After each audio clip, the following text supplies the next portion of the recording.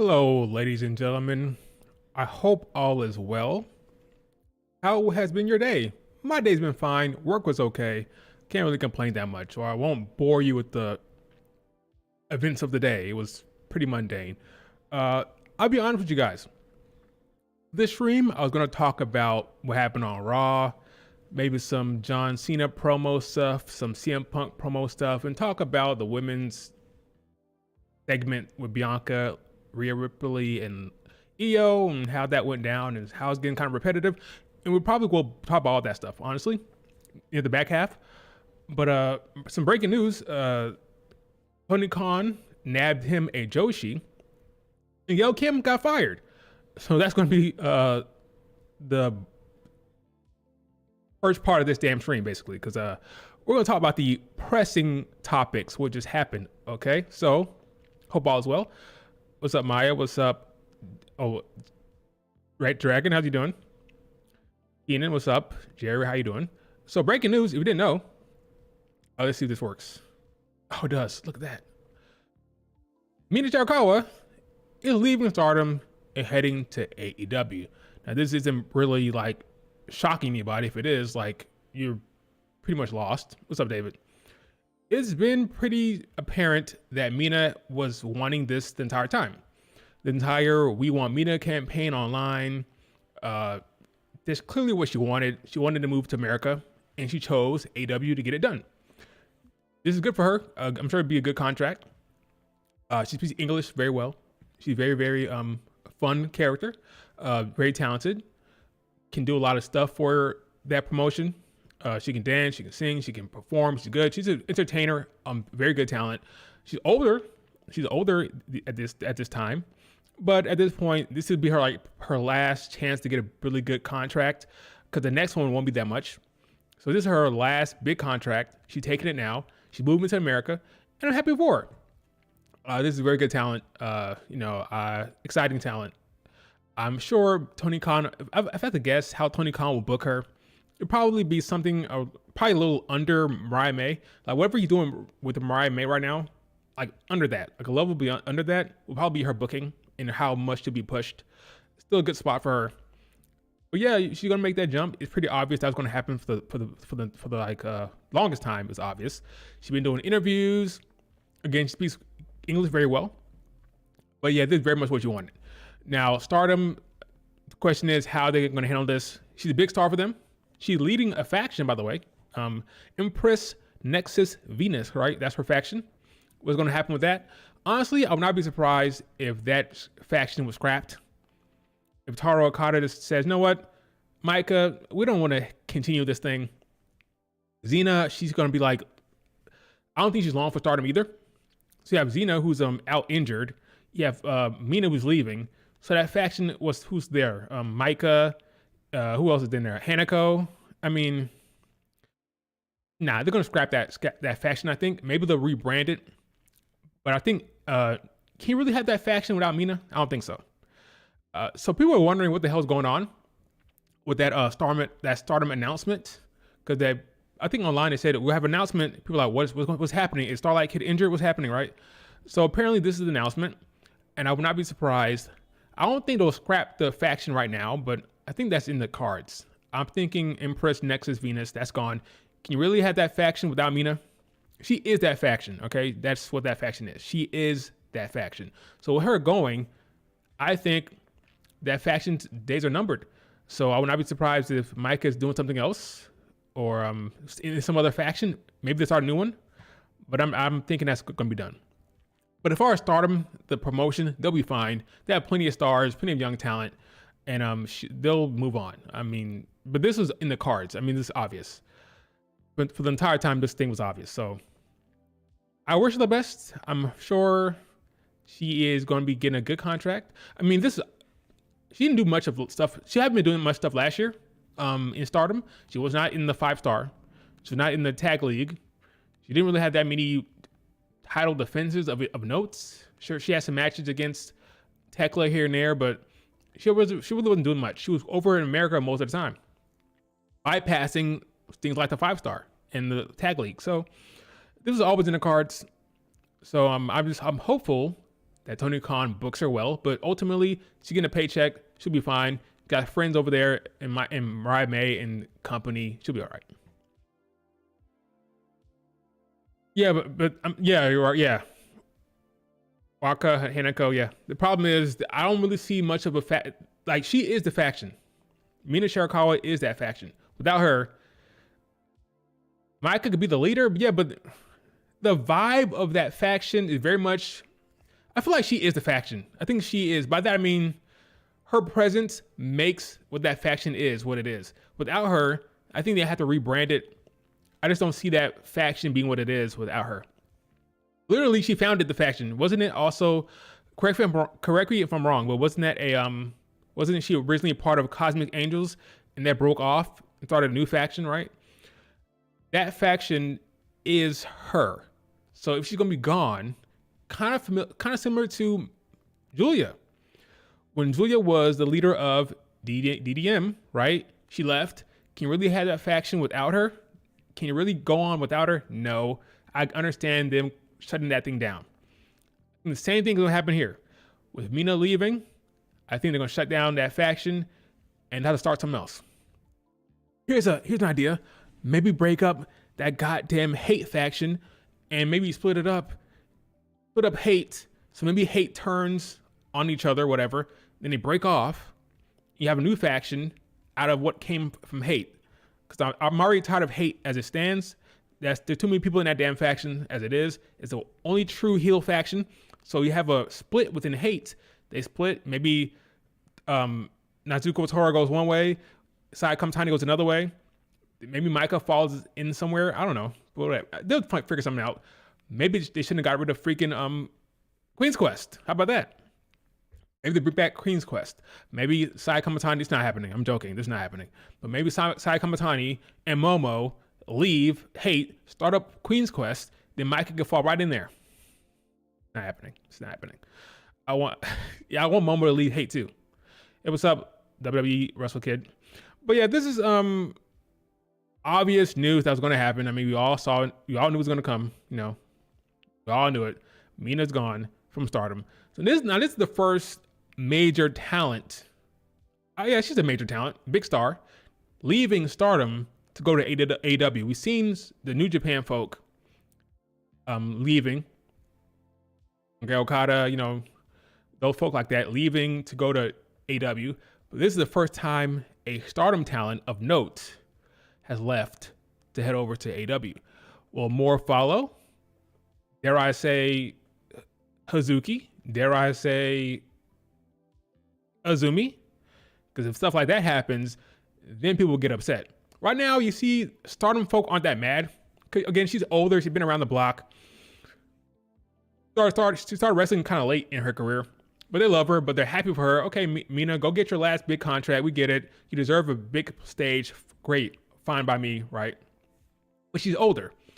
Will Stardom folks be okay if the con man start knocking on Azumi's door? Start knocking on Hazuki's door? Will you be okay with that? I don't know. But I would say look out, because I would not be surprised if that man comes a knocking. Now, I don't know how Maki... I don't know how Maki feels about that. Maki Ito from Tokyo Joshi Pro Wrestling, she's been trying to get signed by AEW for a long time, it seems like. And Maki got ignored by the con man. So he doesn't take any old talent, right? But Hazuki, Azumi, these are not any old talents, right? These are like the top tier wrestlers over there. So I would just say, be prepared. Be prepared. Because be prepared. Because if they can get Mina Shirakawa, just don't be shocked if someone else a little bit younger, a little bit more prominent, one of your faces, one of your pillars, like Azumi, like Azuki, gets a call and gets an offer. That's the risk of doing business. You have AEW in your back pocket. They're kind of hanging around your promotion. You're having little events here and there. It's all kumbaya, right? But these talents may want to move to America. They may want to get a bigger paycheck. And if Mina is the first one to jump, who's to say you don't get someone else a little bit more prominent, a little bit more important to your promotion? We will see. If Hazuki and Mayu leave, Hanan, Ida, Ogama, Momo will be the only stars left. Is Momo Coco a star? Oh, stars members left. Not star. He's saying stars members. I get you. So is Mayu that really happening? I know they're talking about her, how this year been kind of low for her in terms of like eventful events. They're saying that Mayu may leave. I'm not buying that one bit. Mayu ain't going nowhere. I take it back. I thought it was possible she may leave. She ain't going nowhere. Mayu standing right there in Stardom. She's resigning. She's staying there. She's not going to AEW. I don't think. I think Mayu is leaving this year. I will admit, her saying that she's retiring from the 5-star was kind of weird. That was weird. Like, what are you doing? Why are you retiring from the 5-star? Who says that? That's so weird. Like, what are you trying to like? But folks in America, like saying I'm retiring from the Royal Rumble. Like, what? What do you mean you're retiring from the Royal Rumble? What do you mean retiring from the biggest thing going? Like the 5-star is the biggest thing they have basically for the singles division. It's like the biggest event that tells like the biggest storyline heading into the end of the year. You're like, oh no, I'm done. I'm retiring from that. Like, what? So I'll admit, when you said she's retiring from the 5-star, I was like, okay, are you leaving? But I'm not convinced. That was just her like putting pressure on the company. She resigning. I don't buy it one bit. I do wish some Joshi fans would keep the same energy with AEW like WWE. At least WWE pushes Asuka, Kairi, Julia, and Io. Yeah, when the WWE signs you, they will push you. If you're a Joshi, clearly they will push you. You'll be champion. All of them have been champions at some point. Even Kairi saying that some folks will say is under push. She was NXT champion. She was tag team champion. They become champions basically. Basically all of them. Same would happen with Sari if you stuck it out, but that was a weird time, right? So yeah, I'm happy for Mina Shirakawa. Good for her. I don't think some people are saying why wouldn't WWE go for Mina? Mina Shirakawa is not the type of talent that the WWE would want at this point. Again, Mina, as entertaining as she is, she's 37. Okay, I'm just gonna be real with you. Triple H is looking for. Think about this. How old was Julia when they signed her? 30. How old was Io Shirai? Younger than 30. How old was Kairi? Younger than 30. How old was Asuka at the time? They're not signing talent from over there at they're like an age cap. They're like an age cap, I think. They see it as an investment. So they're not going to sign somebody at an age that's too high. They're going to sign you at a younger age. That way they can offer you another contract and get, invest in the talent. You're going to invest in someone like Io. You can't wait till she's 37, right? You're going to bring her up or grab her when she's 28, 26, 29, 30, right? Not 40 or 38 or 37. That's just reality of the situation. I do believe there's an age cap for Joshis for WWE. I just think that's the case. So I think right now probably 30, under 32 and younger maybe. But if you're over that, if you're not the best, good luck. Like, just good luck. I just think they're gonna grab the younger talent. I think they're looking at someone like Starlight Kid. They're looking at someone like a Miyu Watanabe. They're looking at someone like a Azumi. Even someone like a Sai Kamatani, 27, 28, 29, that's fine. But 37, 38, 36, not worth their investment, I think. But I could be wrong. We'll see.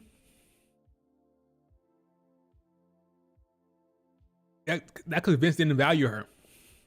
Vince was going to let you walk because Vince doesn't see the value in the Joshis like Triple H does. Look at how he books Julia, right? Asuka was not that old. 36? Yeah, it was 33? Yeah, that's not bad. That's one over the cap I said. So 33, 32 is not bad. That's not bad. 37, 38, they're not signing Asuka, I don't think. But I could be wrong. I know how old she is now. I'm talking about when they signed her. I don't think they're gonna sign I don't think they would have signed Asuka at this age, or 38 or 36 or whatever. 33, sure. All right, let's move on to the next topic, which is TNA firing a bunch of folk. They didn't know. The biggest thing here is that Mina Shirakawa got fired by TNA. No. Gail Kim got fired by the president of TNA, Carlos Silva, and he moved Tommy Dreamer to talent relations, and now Hunter Johnson is now running creative.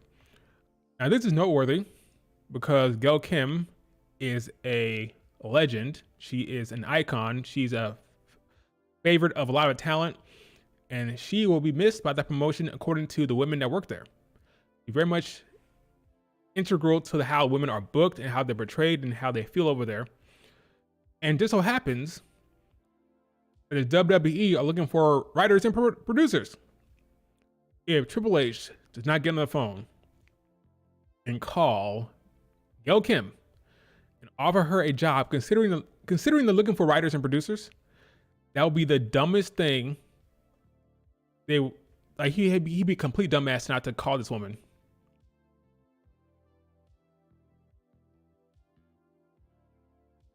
Gail has had a long and storied career in TNA as both champion, wrestler, and a part of the TNA leadership team.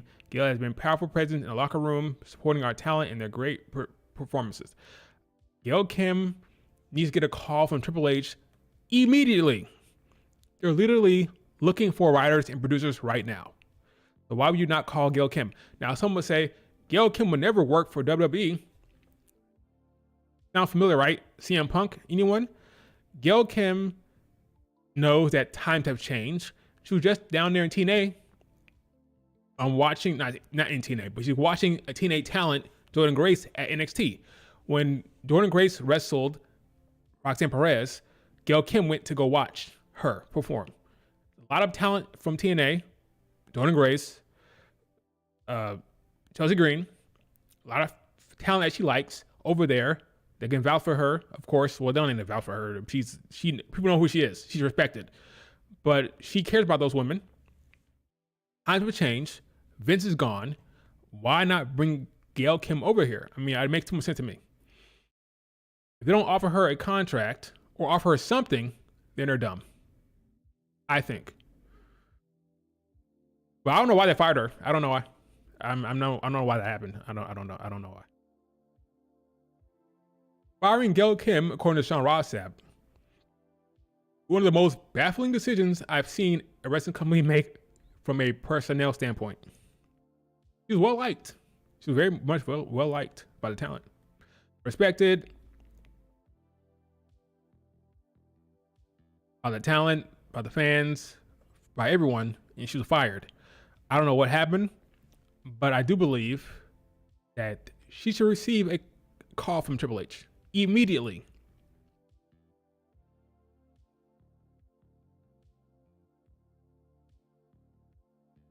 Immediately.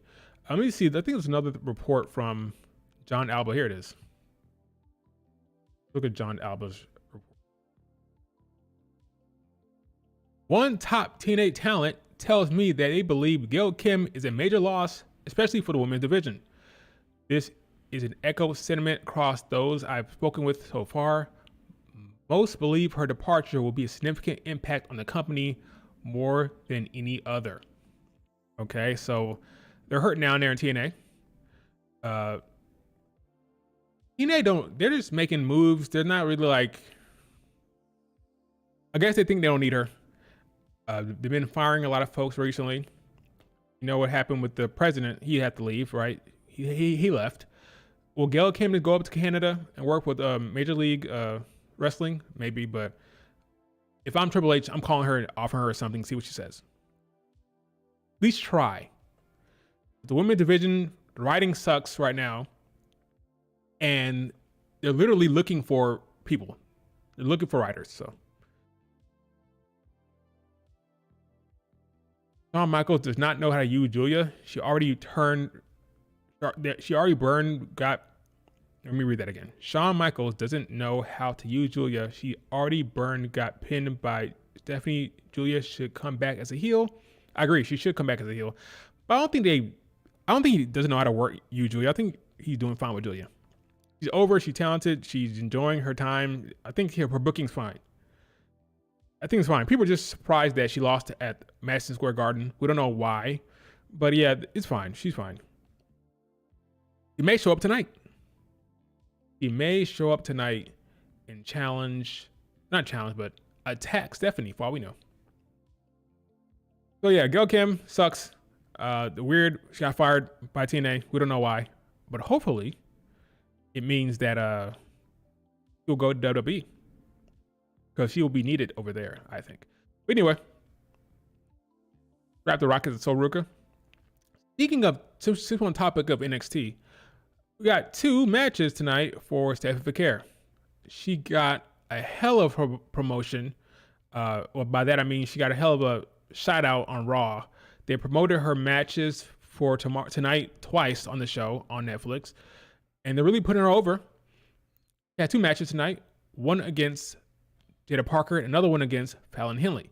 Now, the one that's happening to close the show is Fallon Henley, which leads you to believe that maybe there's the one she dropped the belt here. I think that would be a mistake. Like, why put the belt on her right away? Well, why put the belt on her? Make her two belt Stephanie, just drop one the next show. I think she should retain here. I think she should retain. Now, the problem here is Fallon Henley has backup and Fatal Influence. So does Julia come out and help? Maybe she does. And if she comes out to help, will she screw Stephanie or will she help Stephanie? Because if you don't know, Julia's not injured.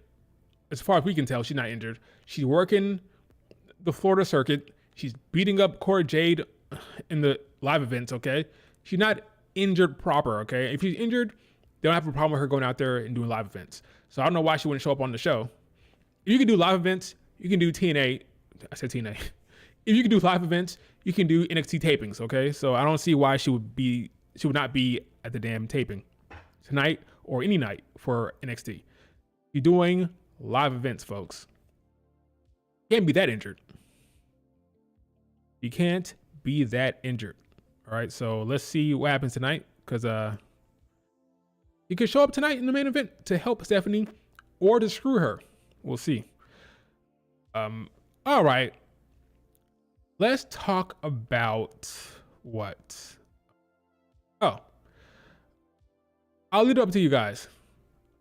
You want me to talk about John Cena's promo? Do you want me to talk about CM Punk's promo? Or what happened with Bianca Belair, EO, and Rhea Ripley on Raw? Pick one. How many defenses should Stephanie have with her NXT women's belt? She has one with the women's North American belt. If she's gonna lose it, you should lose it at Stand and Deliver. I say. Not on TV. If you're gonna drop the North American title, then do it at Stand and Deliver. Because if not, then why even put 2 belts on her? Why not? Why do that? So I would say let her go all the way Stand and Deliver, then she can drop the belt to whoever. Now, who would she drop the North American belt to? I don't know. Yeah, I don't know. I don't know who she drops it to. Fallon Henley? I don't think so. Jada Parker? Maybe. EO, Rhea Ripley, and Bianca Belair? Fine. Okay, so yesterday we had a segment between Rhea Ripley, Bianca Belair, and EO. It was the same segment they've been doing the last 3 weeks because the creative team is being lazy. EO Sky comes down to the ring. Bianca comes down to the ring. Rhea comes down to the ring. EO gets disrespected. Repeat. Next week, EO comes down to the ring. Bianca comes down to the ring. Rhea comes down to the ring. EO gets disrespected. Next week, the same thing. It's repetitive, rinse, and repeat over and over again. The point of the segments is to get EO over as a face, make her the sympathetic babyface. Is it working? Sure, I guess. And also to build up this rivalry and this beef between Bianca and Rhea Ripley. Every week is the same thing. By that I mean the same visual of Bianca facing off with Rhea Ripley. This is literally every week. Let me see if I can pull this off. Let's see. Check this out. Let's see. Yeah, let's do that.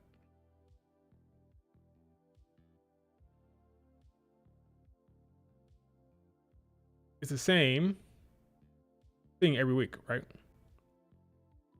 This visual.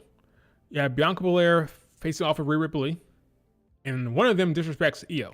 The first week, both of them did it by pushing her in the face. Second week was Bianca. Third week was Rhea Ripley. It's the same segment over and over again in the ring. It's lazy. It's boring. It's not creative. It's not interesting. It's kind of stupid. But this is what they're deciding to do. The same segment over and over again. Now,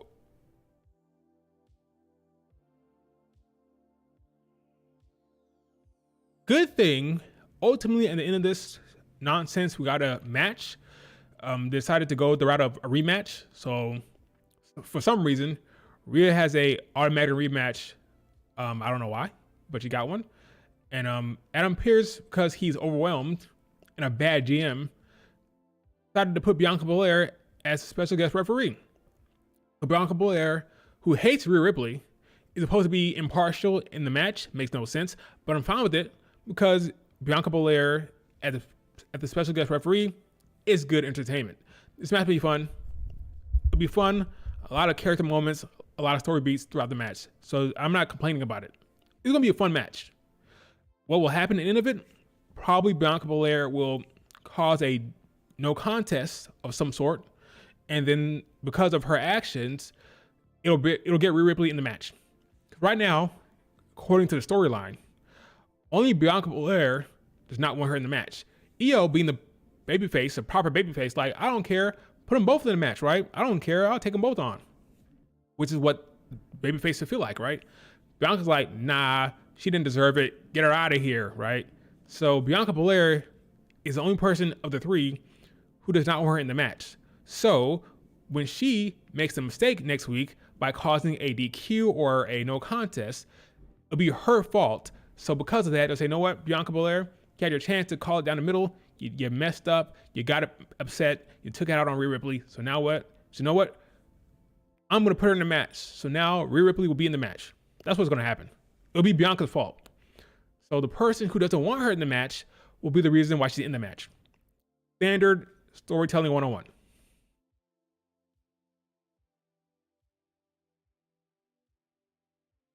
So when Rhea Ripley is put in the match, it will be Bianca's fault. Now, there's been talk of the easiest layup of Triple H just ruined it.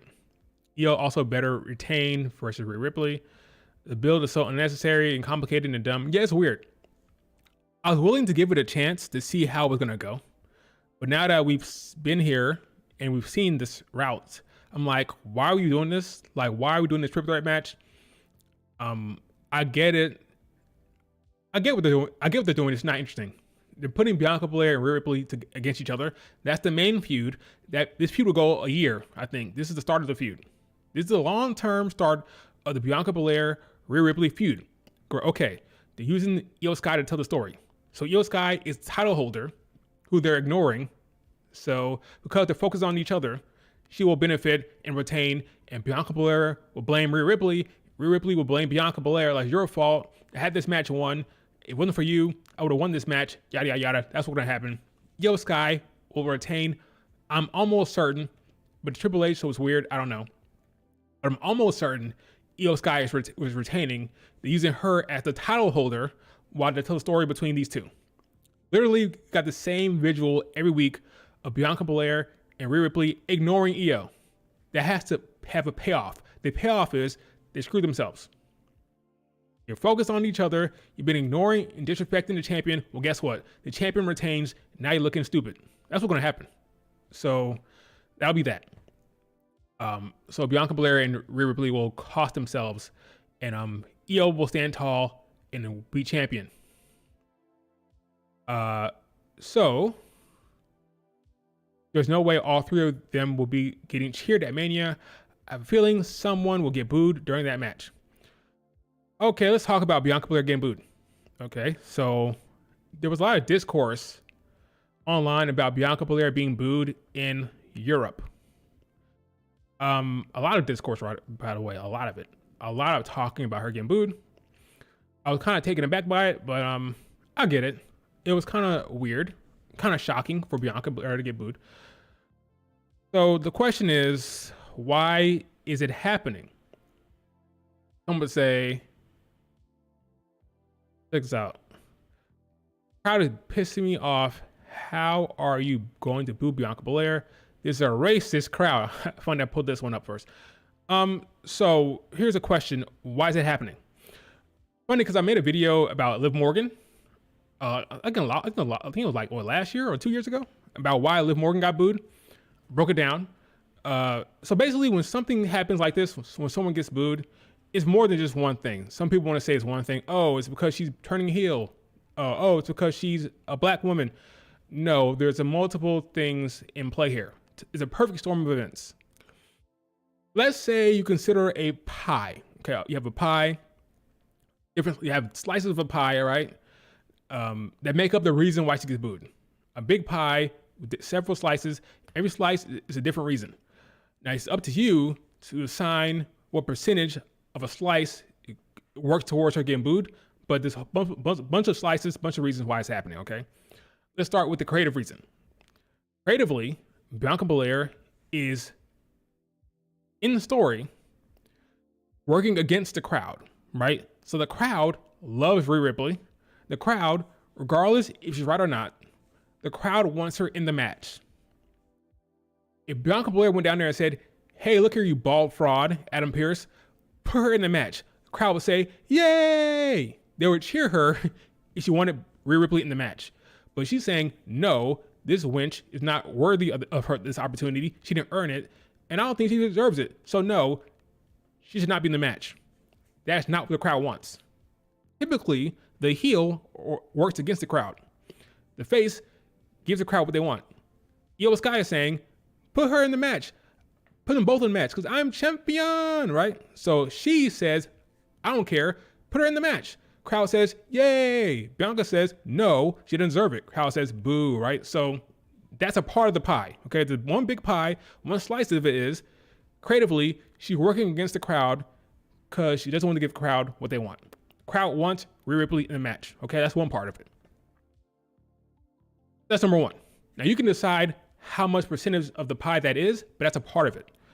Another reason would be, Bianca Belair is standing across from Io Sky. So for whatever reason, Io Sky is very popular internationally. We saw that in Puerto Rico. She's very popular in the UK, by the way. So you'll see that in the UK. Even with Rhea Ripley, yesterday, she pushed Io Sky and Rhea Ripley got booed. Io Sky is the sympathetic babyface who's getting disrespected. And Bianca Belair is cutting a promo against Io, standing across from her saying, hey, Io, better not disrespect me again. And because of Io's popularity, that's also working against Bianca Belair. If Bianca Belair was out there against Nia Jax, okay, she's not getting booed. Okay, so that's part of it. What percentage of it is up to you. But Io Sky is very popular right now. You can also add in Rhea Ripley being popular as well. Okay, so that's part of it. So you have the creative issue, working against the crowd. You have Io being very popular internationally. She's more popular overseas than in America. Like, Io doesn't get that type of reaction in America as much. That's also part of it. Okay, so that's two things. Now let's talk about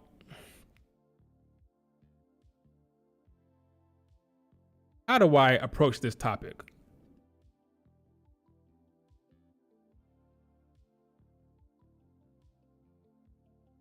Oh, before I get there, creatively also, Bianca Belair is the character that hasn't changed that much yet, right? Io Sky has been a heel the entire time.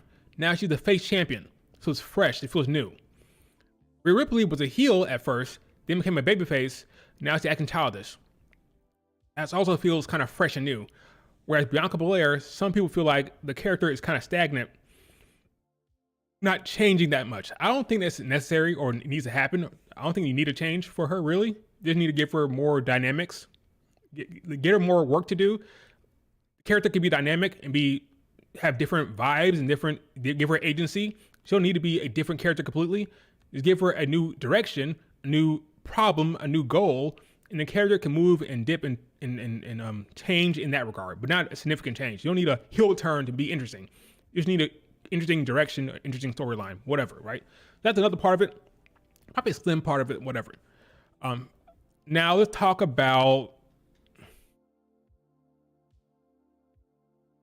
I don't want to talk about this. Okay, the crowd is pissed me off. How are you going to boo Bianca Belair like racist ass crowd? Okay.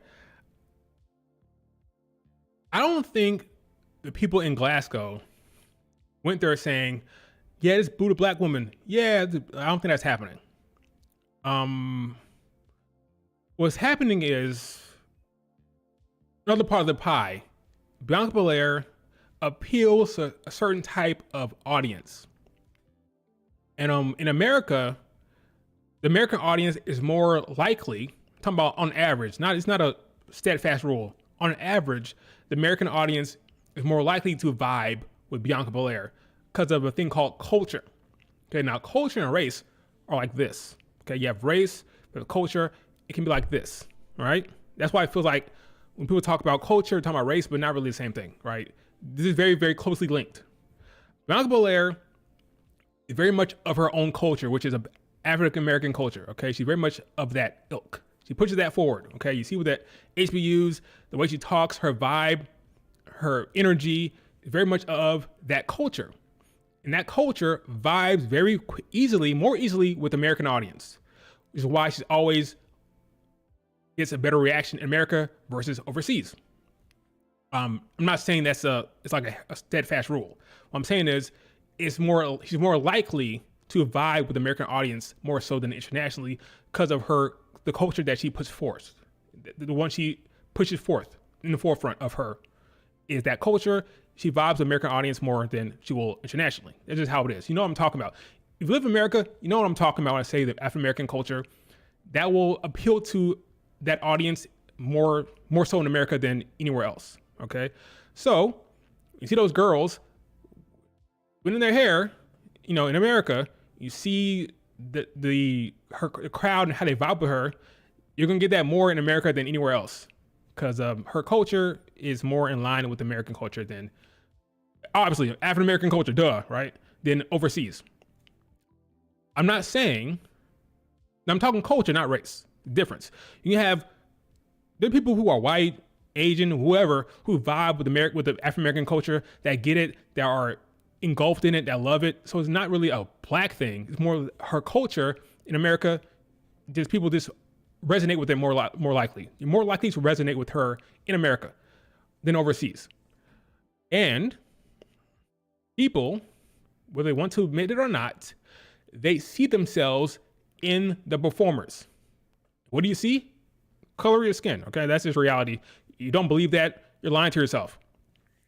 I remember this one lady, I'll talk about this story. This is one woman, we're talking about Oscar nominations. And these two women, there's a black woman and a white woman, and she said, I'm talking to one of my friends, she's a white chick. She's like, I love these two performances, but something about this woman, I think like a little bit more. I can't really put my finger on it, but something about this performance I liked more. And she's talking about the white chick, the white lady, the white actress. And I told her, I think I know what's going on here. She's like, what? You see yourself in the performance. She's like, oh my God, you're right. You're right. People see themselves in the performer, okay? And it's very much easier to see yourself in the performer when that person has your skin tone. That is a reality. You don't believe me, you're lying to yourself. So, within life, whether it's wrestling, whether it's wrestlers, whatever, you are more likely to see yourself in a performer when they share your skin tone. It's just human nature. So when you see those little girls, black girls, twirling their hair like Bianca Belair, that's where representation is important. They see themselves in the performer. Bianca Belair said, I never forget it. She said she saw Naomi in the ring. She realized, oh my God, I can wrestle.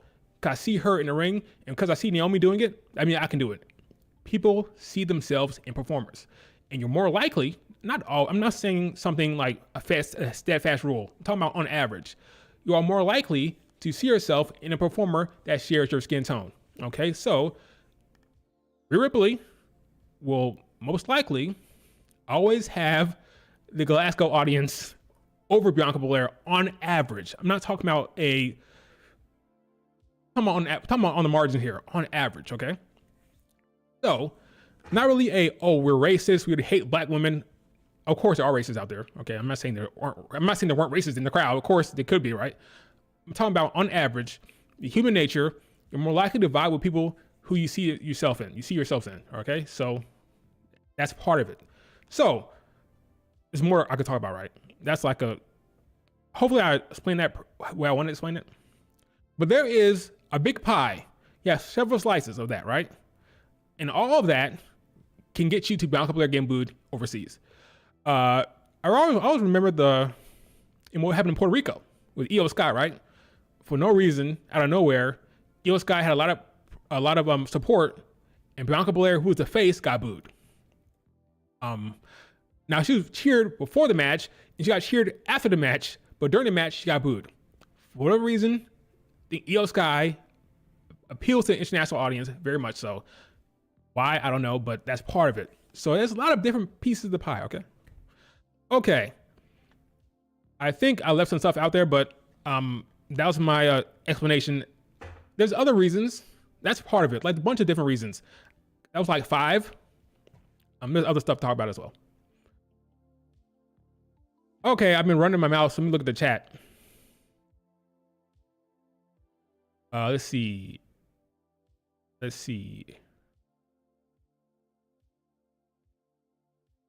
me scroll back up and see. Bianca was the most logical one in the ring, so with her getting booed speaks volumes. So like I said before, logic doesn't matter with the fans. Rhea Ripley is wrong. They don't care.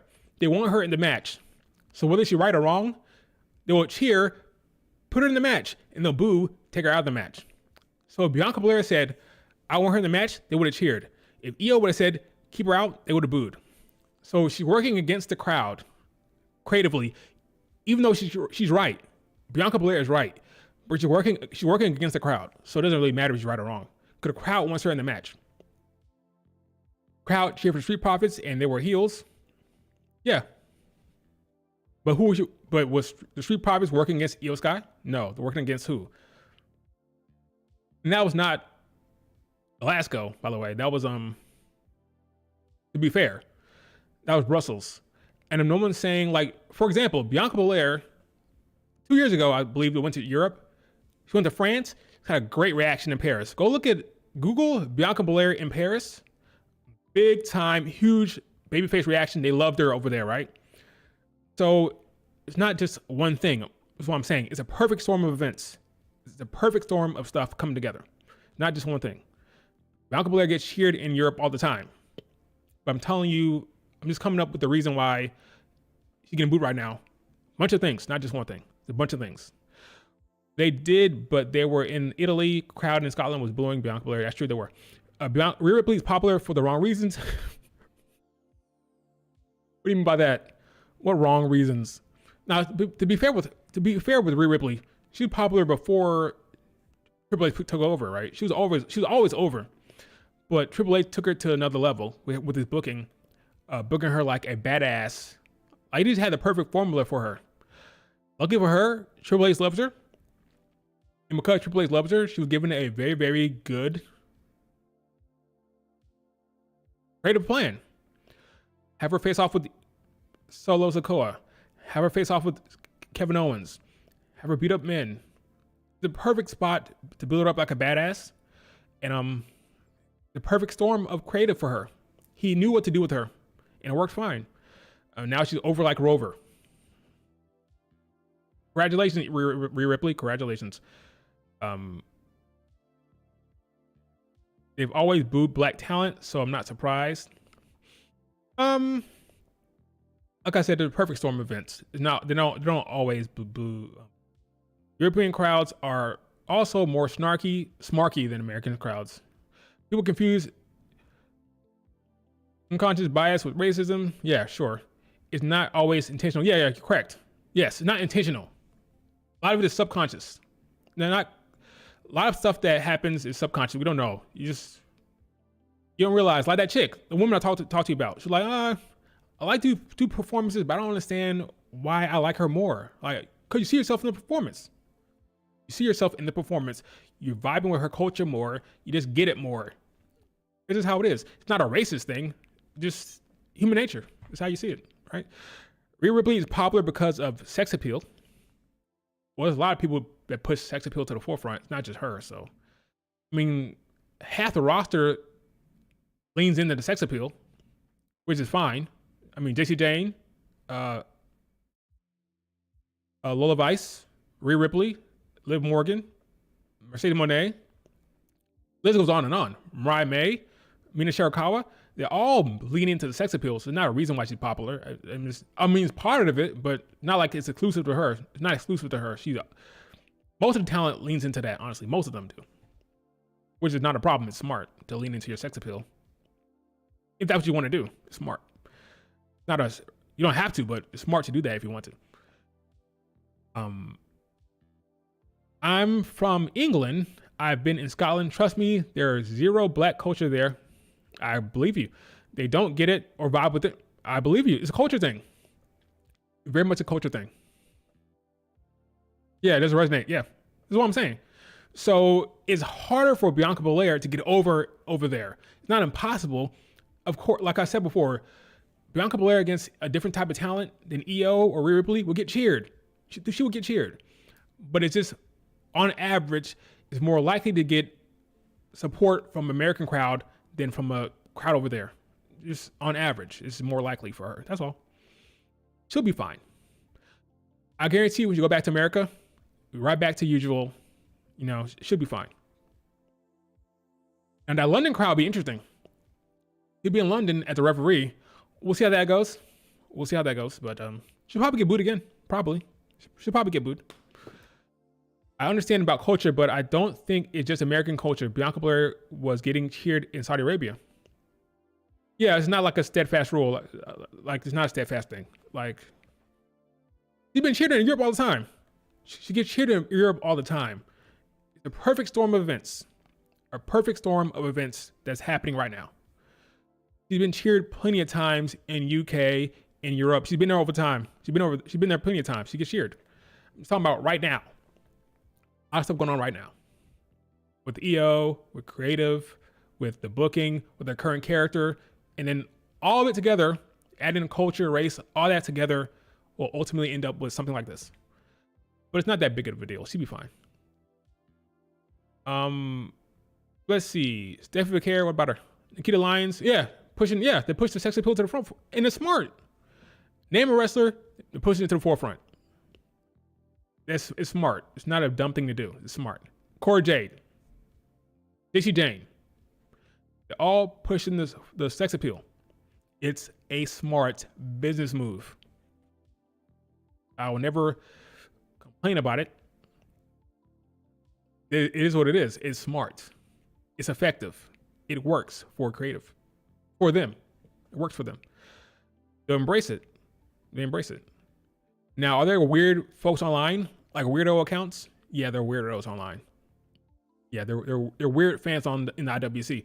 But they embrace a lot of that because it sells. And it gets them popular. It gets them likes, get them clicks. So yeah, they'll embrace the sex appeal. Not a bad thing. I don't think it's just sex appeal. It's more because she's young, white, and gothic. And Rhea Ripley. Yeah, because like I said, a lot of people pushing that. So not really, it's not exclusive to her. It's funny because she's literally a tomboy who wears nothing but oversized clothes outside of wrestling. Oh yeah, Rhea Ripley. Yeah, she knows what she's doing. She knows what the fans want. Her fans want that from her. But when she's at home, baggy shirt, baggy jeans, not really wearing that much makeup. She's chilling, a tomboy. But on stage, like, I know my audience wants. I like this vibe. I like this look. My fans eat it up. So I'm gonna keep doing it. But yeah, when you see her outside of WWE, she's very much wearing like the baggy shirts, baggy, like tomboy from Rhea Ripley. It's very, very interesting. Smart. She's smart. Bianca didn't, I lost my space. I lost where I was at. Bianca didn't even get booed that much. People are reacting. It was like 1/4 of the crowd at most. It wasn't that bad. It wasn't that bad. She got booed for sure, but it wasn't that bad. I mean, I've heard the stuff Jim Cornette has said about Bianca. Yeah, Jim Cornette's a clown. He's a clown. He hates EO. He hates EO way more than Bianca Belair. He despises EO. He been saying the most outlandish shit about EO Sky. He's like some vile shit. Like, what did EO do to you, dude? The man hates EO. He actually like will accept Bianca Belair. Jim Cornette hates EO Sky. It's crazy. Triple H hardly have Rhea Ripley wrestle, so that's why people say she's popular, because of her sex appeal and not her in-ring ability.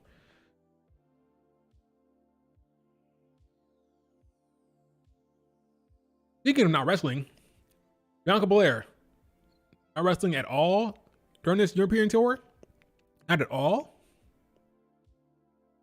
I would love to see Bianca Belair wrestle with the European crowd, because the thing about Bianca Belair, what gets her over, besides her charisma, her talent, and her mic skills, her in-ring.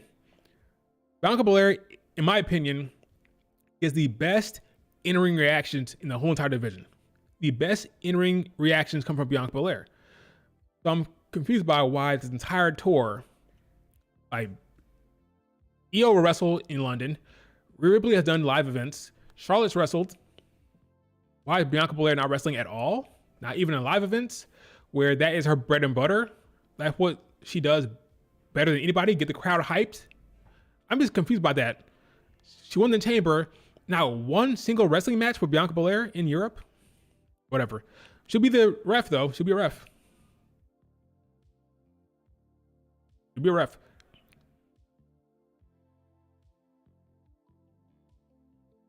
Bianca Belair used to do main events. Yeah, she got cheered in Europe all the time. Like, Bianca Belair gets cheered. She gets cheered in Europe. So it's not really it's just like right now it's a special type of, right now it's just weird. That's all. But again, a perfect storm of events. Beyond just race and culture, creative, EO, Rhea Ripley, kind of this wonky storyline with their bad creative. All three are baby faces right now. It's weird stuff. A perfect storm of events that gets her booed. But again, I don't know why she's not wrestling at all. I don't understand that. It's weird.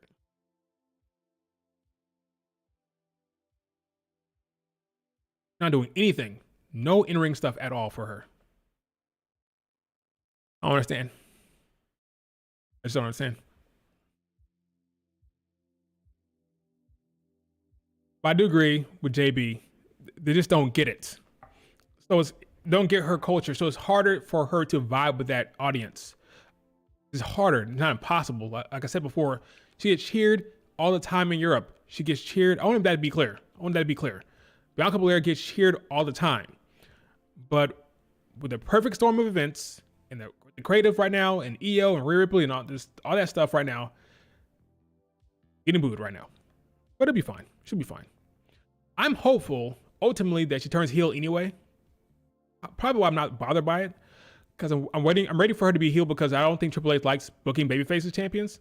So I'd rather her be a face, rather be a heel anyway. So I don't trust Triple H with her face run as champion. So whenever Bianca Belair wins the belt down the road, because I think Io Sky will retain, I'd rather her be a heel anyway. Heels get better creative. Look at Rhea Ripley's run as a face champion. Boring, bland. So I'd rather her be a heel champion anyway. So I'm not really I'm not worried about her getting booed right now. Turn her heel down the line. Let her go crazy. I want to see Bianca Belair heel run where she goes up against a bunch of hoopers. Give her EO again. Give her Rhea Ripley. Give her Lyra Valkyria. Give her Zoe Stark. Give her all the hoopers. Let this woman put on a great in-ring title reign. I'm ready for a great in-ring title reign. We'll probably get that from Io. We'll get that from Io. How long will it last? Maybe until SummerSlam? Maybe. Like, whoever wins the Queen of the Ring will probably beat Io. So, then again, Charlotte Flair over there as champion probably at that time. Can you imagine Bianca Belair and Rhea Ripley both in the Queen of the Ring and both on the opposite side of the tournament and both get to the final? Would they do that in Saudi Arabia? Bianca versus Rhea Ripley for the final? Maybe. The winner takes on Io at SummerSlam? Could happen. There's so many ways this can go. This year-long title reign for Bianca Belair, not title reign, but this year-long feud with Bianca Belair and Rhea Ripley. So many ways they can go. They could have a match at SummerSlam. They could have a match in the Queen of the Ring final. There's so many ways they can go with Bianca Belair and Rhea Ripley both not being champions. It's actually kind of exciting. If Io retains, the prospects of Bianca Belair and Rhea Ripley both chasing Io or chasing the title, bumping up against each other, that could be interesting to see that path for both of them, like two rivals who are both chasing the same belt. It'd be interesting.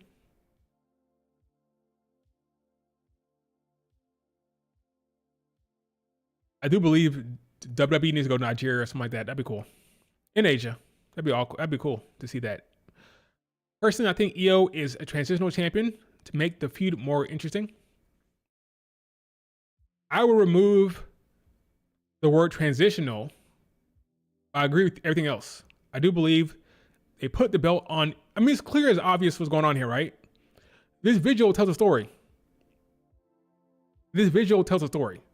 The story is Bianca and Rhea Ripley. That's the main storyline between those two. Io is the title holder for the sake of the story they're telling.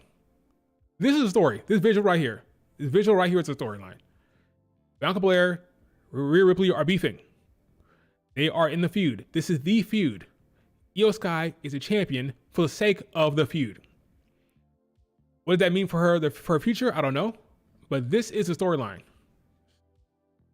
Kind of weird because Io Sky is the champion. And you're telling folks that what's important here is the beef between Bianca and Rhea Ripley. But I don't think Io fans would mind. I don't think they'll be upset about this. Let Io retain. Her fans be happy. They'll go crazy. I'm an Io fan. That'd be great for her. I always say that it'd be great for the WWE to have someone like Io win the belt, or not win, but retain on the big stage. That'll show all the other Joshi folk out there, like the Miyu Watanabes, like the Azumis, like the Starlight Kids. Like, hey, if Io can win it in WrestleMania, I can too. Io can do it. Why can't I? Again, representation, seeing yourself in that position, it's important. I'm telling you, it's important for the Joshis to see Io Sky in that arena, in that spot, and winning on the big stage. It is huge for recruiting. It is huge for recruiting. If Io can do it, so can I. That's what they're going to sell themselves. I'm telling you. So Starlight Kid, Azumi, Miyu Watanabe, those exciting talent, Suri, like, okay, it can happen. I can do it. I can be there as well. I can do what Io doing. I can follow her in her footsteps. That's what they're going to think. So I'm all aboard the Io winning at Mania. I'm all aboard. The Bianca Rhea Ripley's feud feels rushed. Well, if it's a long-term thing, then it's fine, right? If it's going a year, then it's fine. I don't think this is the end of it. I think it's going to keep going. Long-term build. You know how Triple H likes to operate. It's a long-term thing. Momo Watanabe. I don't know how Triple H feel about a Momo. I like Momo a lot. I like Momo a lot, but who knows how he feel about her. I'm not even trolling. If Io dropped the belt, she should just leave.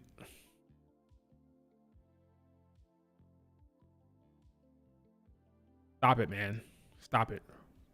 Sound ridiculous. Io Sky will walk into Mania champion 2 years in a row.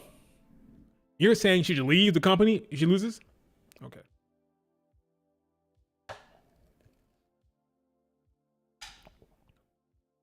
People would die for that booking. There are people on that damn roster who would die to be champion heading into Mania twice in a row. You're saying you should like, hey, screw this, I'm out of here. Crazy. First of all, I think Io will retain anyway, but that's craziness. I don't think the roster is set up for a good Io title run right now. What are you trying to say about the roster? What are you trying to say about Zoe Stark and Bayley and Dakota Kai and Bianca Belair and Rhea Ripley? Like, what are you trying to say? Are you trying to say that they're not hoopers? You don't think Lyra Valkyria is a hooper? You don't think Roxanne Perez is a hooper? There are matches for Io Sky there. You don't think Asuka is a hooper? There are plenty of hoopers on that damn roster that can give Io a good reign. Okay? Stephanie Vaquer is not the only great wrestler on that damn show. Okay?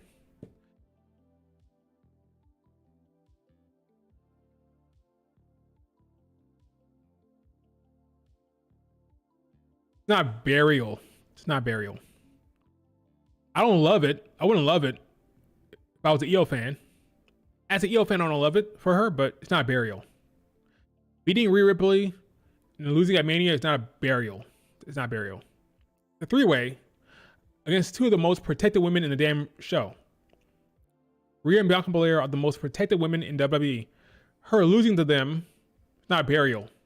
Especially if it's a hard-hitting, long match that had a bunch of up and downs and twists and turns, and it's not a burial.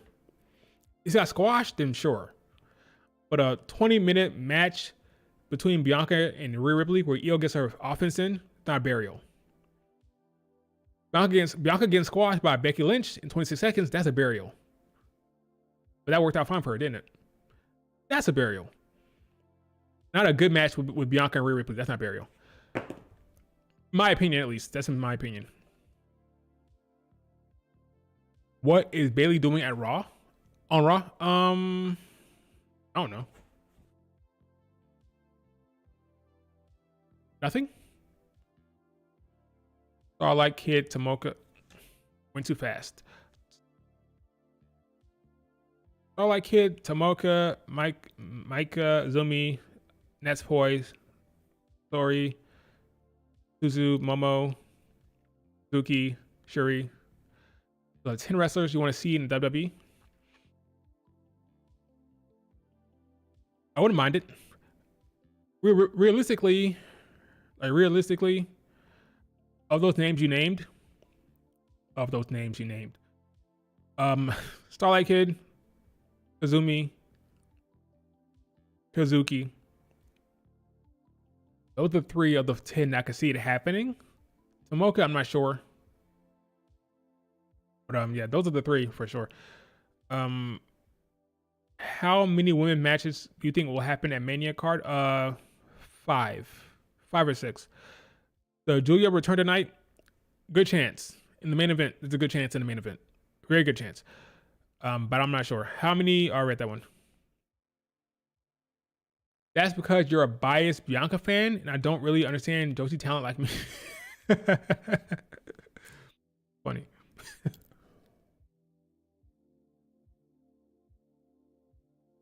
Funny. But yeah, that's not burial. It would not be a burial. It'd be unfortunate, but not burial. Okay, what happened on Raw? Let's see. John Cena cut a good promo. Very good promo. Better than last week. That's for damn sure. It's going to ruin wrestling. I think John Cena has to win at Mania. He has to win at this point. How that happened, I don't know. But I think with his performance on the mic in the storyline, him losing at Mania doesn't make sense. I like what he's doing now. I like the direction this is going. Hopefully next week in London, we'll start taking some personal shots at at Cody Rhodes. But right now, he's kind of like talking about the fans, talking about the belt, it's the spinner belt, and how they said it was a toy, and how they disrespected him, all that stuff. That's all fine. But I think next week, we need to get some bars toward Cody Rhodes. Like, cut him down, Triple H, yeah, creative team.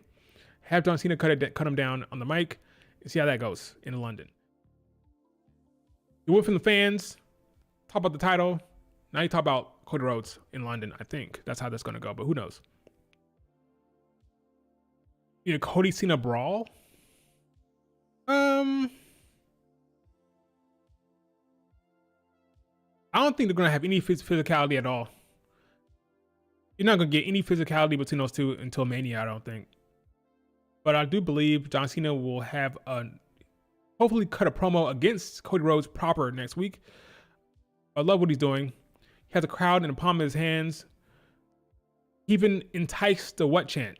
He even baited them into the what chant beautifully, perfectly. I love what he's doing. Very good promo. Cody Rhodes kind of just there. He's fine. He's loved by the fans. That's cool. But I'm enjoying what John Cena did on Monday, so we'll see what happens. CM Punk cut an interesting promo. Some people think that CM Punk will use the triple threat match to get into the match on night 2. They believe that CM Punk might have it in the contract. I don't know how it's going to work. Maybe he's Paul Heyman somehow to get in the contract. I don't know how they're going to work, but some people think that the triple threat match between CM Punk, Roman Reigns, and Seth Rollins will lead to the winner getting put into the night 2 main event. So if CM Punk wins, it'll be CM Punk, Cena, and Cody Rhodes. Now, I will say that theory makes sense on a couple levels. It makes sense in the fact that right now, the Cody, Seth, Roman Reigns feud has no stakes, or that match has no stakes, which is kind of weird for that type of match. You want a match between Roman Reigns, Seth, and Cody, or CM Punk, not Cody, CM Punk, to have some type of stakes. If not, what are we doing here? So let's say there's no stakes. Who wins? Seth wins? Who cares? Okay, I won. Okay, who cares? If CM Punk wins, who cares? Roman Reigns wins, who cares? There needs to be some type of stakes. You would want there to be stakes. So, if in the contract it says, if I win, I get put in the main event of night 2, that would be a good story beat, I think. And if you remember last year,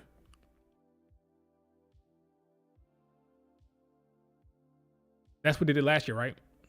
Last year, the main event of night 1 led into the main event of night 2. It was Cody, Seth versus The Rock and Roman Reigns. If The Rock and Roman Reigns wins, the next match, the next night would be tribal combat, right? Or bloodline rules. So I think he liked that idea. It worked well last year. So maybe this year he'll have it, okay, main event, triple threat match. CM Punk, Seth, Roman Reigns, night 1 main event. The winner gets put into the night 2 main event. So it's linking up the main events, just like last year. Same situation as last year. I can see it. Do I want that to happen? I don't know. I do believe if that happens, CM Punk wins. CM Punk will be in the match against Cena and Cody Rhodes. CM Punk will cost Cody Rhodes by accident, and Cena will win. Cena will pin probably CM Punk. Never mind, he'll probably pin Cody Rhodes. He'll pin Cody in that situation. It'll probably be CM Punk's fault because he did something in the match. Cena will capitalize, and that'll be it.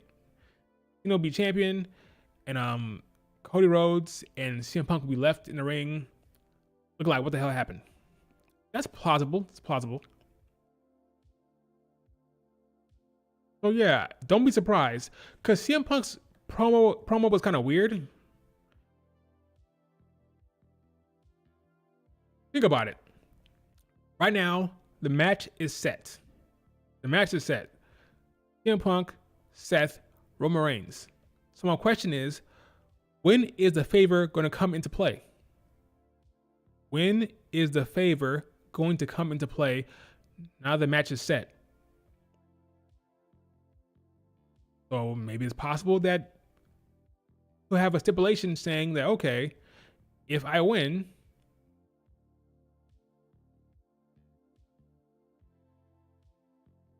Paul Heyman will have to have the power to do that, right? So maybe Paul Heyman will have a storyline where he goes talk to the board. Maybe Paul Heyman will go talk to The Rock, whatever. And Paul Heyman will get it done. That stipulation. So now they can link up the two main events. Night 1 lead directly into night 2 main event. I don't know. We'll see. That's my thoughts on that. John Cena, good. Good stuff. Jade and Naomi should open up night 1, period. They'll probably go to Jay and Gunther. Open up through eating. That's who we'll do. He'll open up the WrestleMania weekend with the eating. That's what's gonna happen. Imagine early in the show, the kickoff, Mania weekend. It's just me, Us, day 1-ish. That's what's gonna happen. Book it. Call it right now. Jey Uso will come down the ramp or the stadium, whatever. He'll be eating to open up the show. Night 1. Jay Gunther to open up the show. We all know that Triple H likes to open up the show with the eating. So it'll be Jey Uso's job to get the crowd hyped for Mania. Bianca versus Rhea Ripley will main event night 1 of SummerSlam. I can see that. I'll not be surprised. Remember, Bianca Belair is a part of the marketing for SummerSlam. Her and what's her face? Oh my God, I'm blanking on her name. Cardi B. Bianca Belair and Cardi B are part of the SummerSlam marketing. So, possible.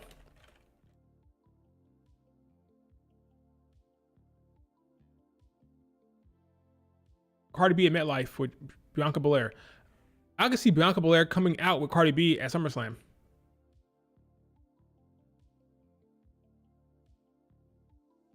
Good old Cardi B opening up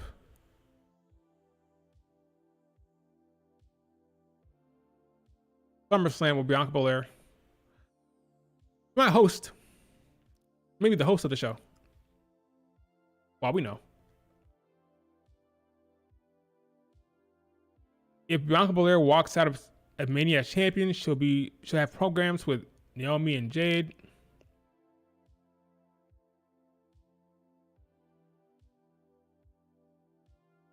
I do agree. Bianca Belair versus Bianca. I said Bianca versus Bianca. Rhea versus Bianca Belair is the end game. I agree with that. Liv's matches are mostly duds. No, she's good. I like Liv Morgan. She's great. She's been having bangers all year. Very entertaining. Very good in the ring these days. I'm a fan. Liv Morgan's been cooking. We'll get no slander from me when it comes to Liv Morgan. She's great. Any other questions about anything before we wrap it up here? I'll leave it up to you guys because I'm pretty much done, I think. Unless there's something I missed.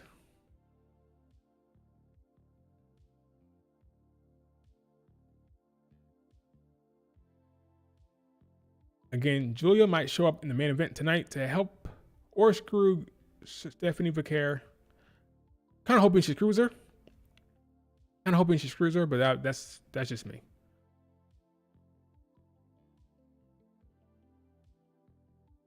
That's just me.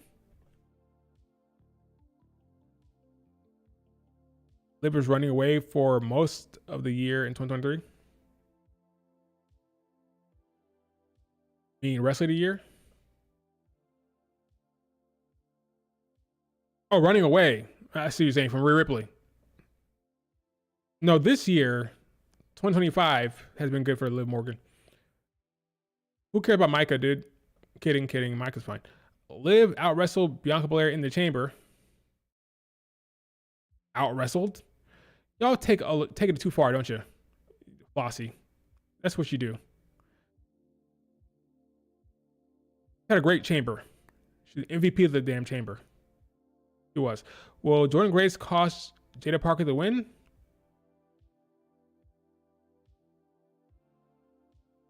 It may be a distraction tonight, but it's not necessary because Stephanie's so strong. She booked so strong, it's not necessary, but it's possible she could be a distraction for sure. When will the final boss, The Rock, show up during the John Cena? That's another thing. That's been a complaint by folks. Some people are wondering why the hell Cena is not really talking about The Rock. The Rock is an important part of the storyline. Rock, Cena, and Travis Scott. And Cena's not talking about The Rock at all. No commentary on The Rock whatsoever. Not even from the commentary team. John Cena should be telling us why he went with The Rock. I don't know why it's not happening. It's an important part of the storyline. It's crucial. Why are you teaming up with The Rock? What did The Rock offer you? I'm sorry, what did Dwayne Johnson offer you? It's important to the story, and they're not talking about it. I know you know that I don't like Micah. I'm joking. I don't dislike her. Just not a fan. I'm going to Io Sky meet and greet. That's awesome. Awesome.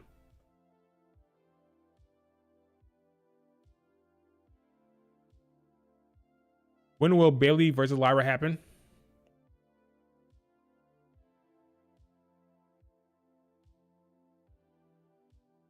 Oh no.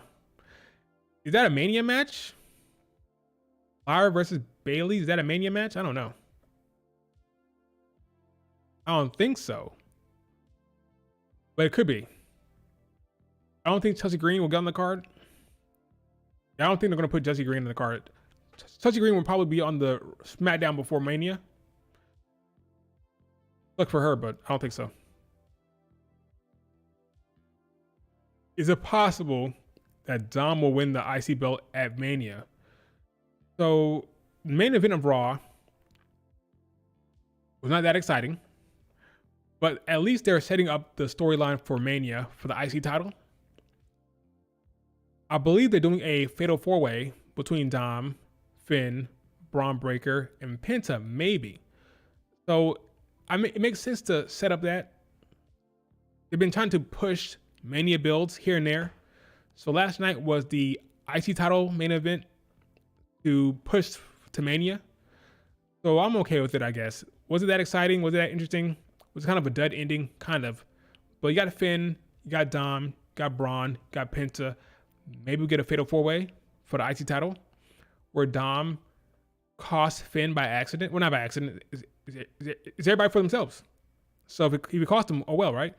But Dom might cost Finn, and Finn might blame Dom, and Braun Breaker might retain. Or, shocking, maybe they put the belt on Penta. Do you think they put the belt on Penta at Mania? I don't know. I think Braun is more likely to retain, but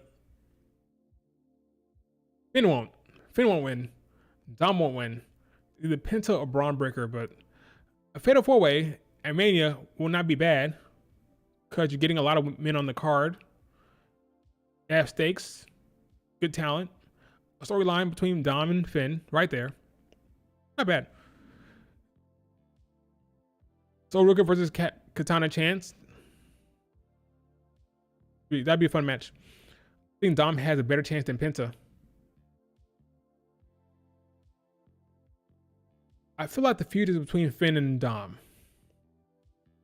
So kind of like how Bianca Belair and Rhea Ripley will get in the way of their match with Io Sky. I think Dom and Finn will get in each other's way, which will lead to Penta or Braun Breaker retaining.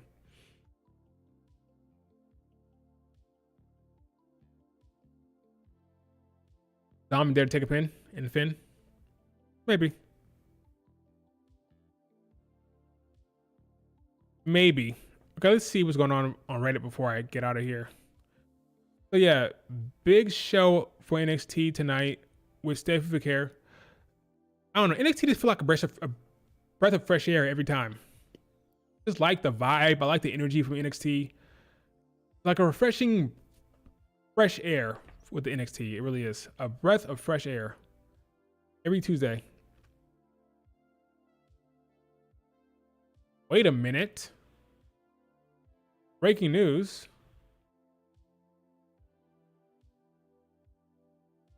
You got Masa Slamovich taking on Suzuki for WrestleMania weekend.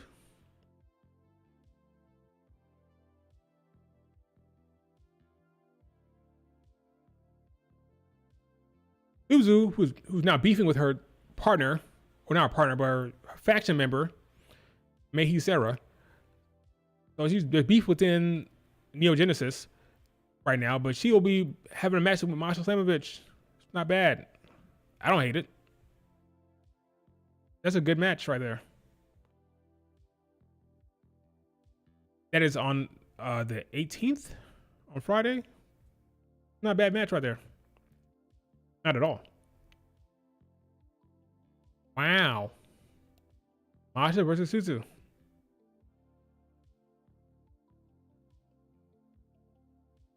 It's cool.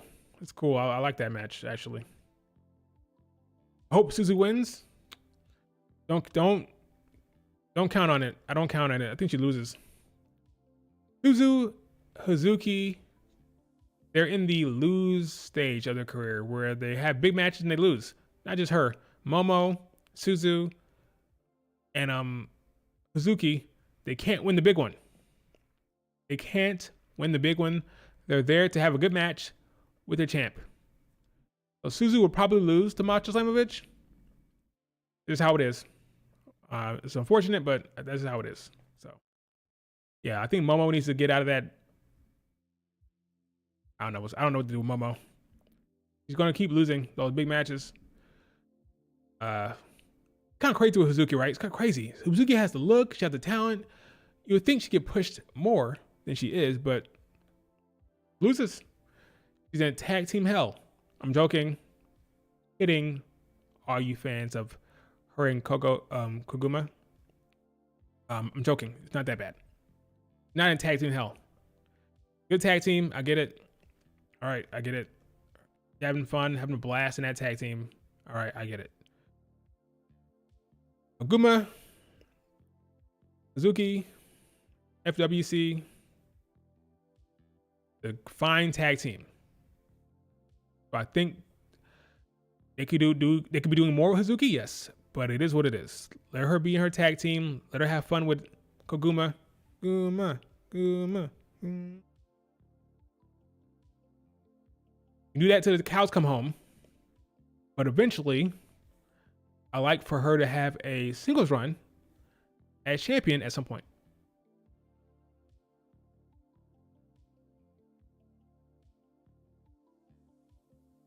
Asuka says hi. What are you talking about, JB? What's happening? Io isn't losing at Mania. I agree she's not. I don't think she is. I don't think so. All right, folks. That is it for the stream. Thank you for joining. Do me a favor, hit like, leave a random comment for the algorithm. A random, crazy, ridiculous comment for the algorithm. Just because it doesn't have to make any sense to leave a comment for funsies. Who wins the Soruka versus Katana Chance match? Probably Soruka. Probably speed, but probably Soruka. Probably Soruka. Last call. Let's see. Last call. Any breaking news? I'm not seeing it. I see Mariah May has contract countdown. She'll be back. AEW for sure. She's resigning, no doubt. Here, Zarya and Soruka having a good old time. That breakup is gonna be funny when it happens. But yeah, there's nothing else going on here.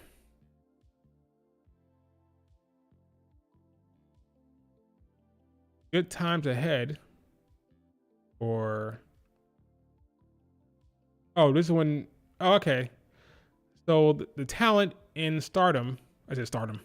I'm losing it, folks. I gotta get off of here. The talent in TNA are pissed about the firing of Gail Kim. What the F are we doing? Get the hell out of here. Pissed off. So Rosemary, Tasha, Steph, they're all pissed about Gail Kim getting the boot. TNA, they don't give a shit. Do not give a shit at all. Yeah, Brianna, we talked about it earlier. We talked about TNA firing Gail Kim earlier in the stream. Yeah, it sucks. All right, folks. Enjoy NXT. Should be fun. Should be a good show. Stephanie Vaquer, it's your time to shine tonight. Have a good old time. All right, folks. Talk to you later.